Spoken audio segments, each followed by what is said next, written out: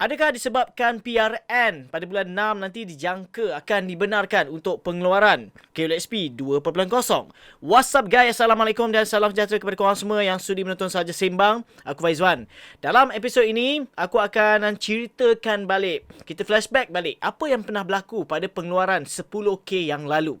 Okay, tapi sebelum tu bagi korang yang masih lagi belum subscribe ke channel ini, please klik button subscribe dan jangan lupa share dan juga like. Viewers di TikTok, jangan lupa follow. So, aku akan tunjukkan gambar ini. Dan petikan ini menunjuk kepada apa yang telah berlaku dulu. Okey, berdasarkan tarikh-tarikh yang amat penting. Okey, sehinggalah pengeluaran itu telah wujud dan berjaya. Okey, jom kita tengok paparan ini. Waktu 31 Disember 2021, pengeluaran tambahan KULXP bakal beri impak negatif kepada pencarum, kata Tengku Zafrul sebagai Menteri Kewangan. Okey, yang mana masa itu didesak oleh rakyat, didesak oleh pembangkang. Okey, dan kenyataan ini pada hari Ahad waktu ketika itu 31 Disember, Perdana Menteri Datuk Seri Ismail Sabri memaklumkan kerajaan tidak berhasrat untuk meluluskan pengeluaran wang daripada KULXP yang berjumlah 10,000. Biarpun ada permintaan agar ia dipertimbangkan bagi tujuan meringankan beban masa banjir yang terjejas. So, dalam episod ini aku nak kaitkan dengan isu banjir juga. Sebab apa? Okey, sedang ni kalau kita lihat memang berlaku keadaan banjir yang memang tak diduga. So, kalau kita lihat kepada perkembangan dulu pun pernah berlaku banjir. Okey, dan kenyataan daripada kerajaan waktu ketika tu memang agak sukar untuk nak memberi kata kelulusan disebabkan faktor-faktor tertentu yang aku akan maklumkan. Okey, so kita tengok paparan ini. Okey, kalau kita tengok pada 2 Januari, ini hujah Tengku Zafrul kenapa pengeluaran KULXP tidak diberikan. Okey, kalau kita tengok kat sini, dalam membantu mangsa bencana termasuk banjir yang berlaku baru-baru ini, Tengku Zafrul berkata secara keseluruhannya banyak bantuan dihulurkan kerajaan bagi membantu rakyat.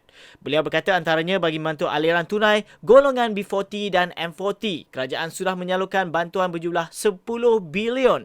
Okey, melalui bantuan prihatin rakyat BPR, bantuan khas COVID-19 dan juga bantuan kehilangan pendapatan BKP yang dimanfaatkan kira-kira 11 juta penerima. Golongan terbabit termasuk 74% Bumi Putra tidak akan mendapat faedah jika kerajaan membenarkan pengeluaran tambahan air citra seperti didesak setengah pihak membabitkan simpanan RM10,000.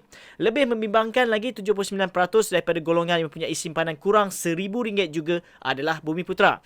Okey, kenyataan-kenyataan ini pernah dikeluarkan dulu. Seperti mana kalau kita lihat kenyataan daripada Ahmad Maslan sendiri. Jom kalau kita lihat kepada 20 Januari. Kita tengok kepada pembangkang waktu tu. Tidak boleh beri laluan mudah pengeluaran KULXP, tapi tambah peruntukan, kata Anwar. Menurut Ketua Pembangkang itu, antara yang perlu diberi perhatian ialah mempertimbangkan bantuan tambahan sekurang-kurangnya RM5,000 atau maksima RM10,000 lagi kepada individu yang terkesan.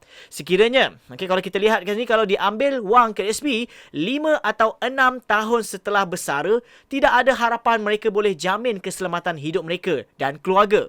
Jawapan Menteri Kewangan setakat itu saja noktah. Itu tidak mencukupi penerangannya. Maknanya kita kena pantau orang-orang ini dan harus beri bantuan tambahan supaya mengurangkan beban.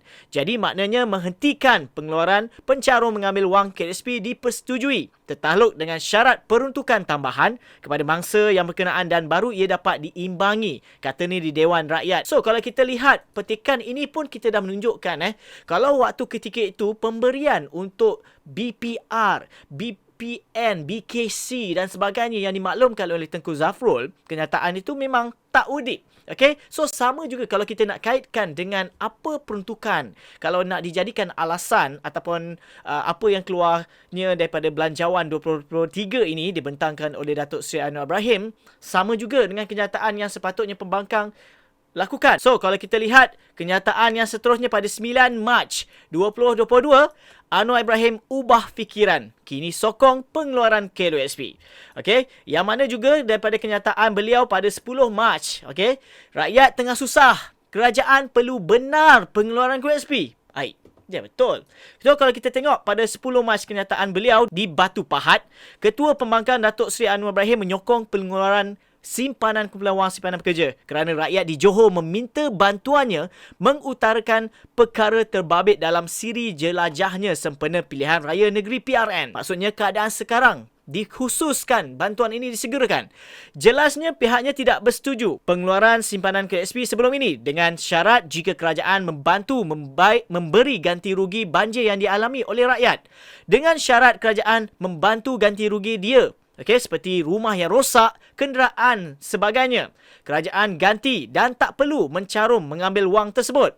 Soalnya sekarang, setelah beberapa bulan berlalu, dah datang banjir kedua. Kerajaan baru fikir dan kaji. Orang sudah susah.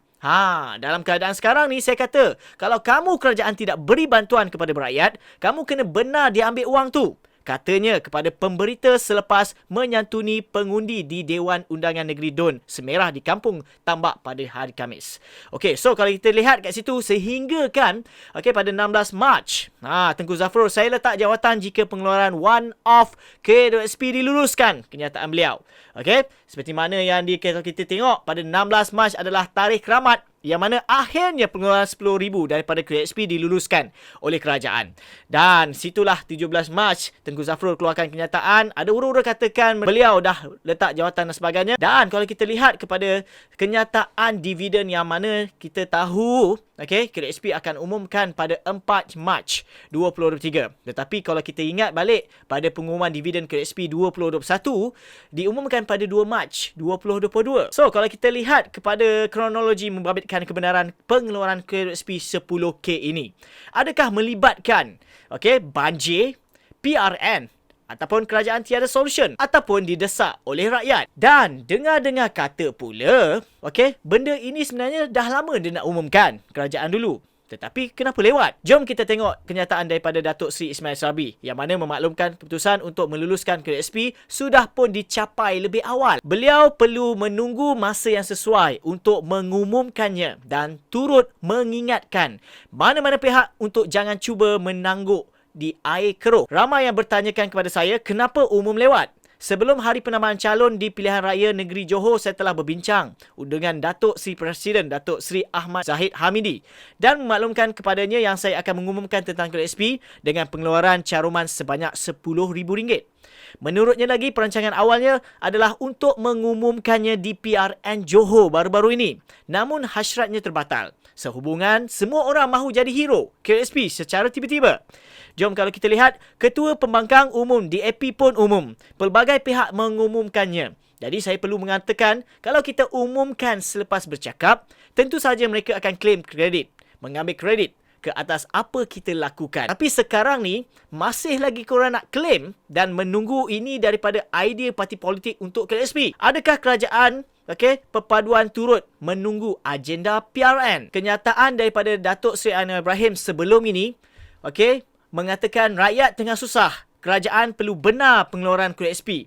Rakyat sedang susah sekarang ini. Sekarang ini diperlukan. So, dah ada kuasa, laksanakan apa yang diperkatakan dulu.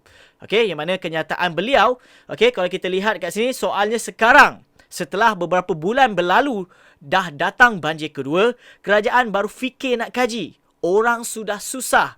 Dalam keadaan sekarang ni, saya kata kalau kamu kerajaan tidak beri bantuan kepada rakyat, kamu kena benar dia ambil wang itu, katanya kepada pemberita. Tak tahulah nak boleh dikatakan, adakah nak tunggu agenda PRN ke, agenda yang berlaku kesusahan rakyat sekarang ini ke, ataupun ada agenda-agenda lain. Itu sahaja perkongsian dalam episod kali ini. Diharap sikit sebanyak memberi info yang terkini daripada channel Saja Sembang.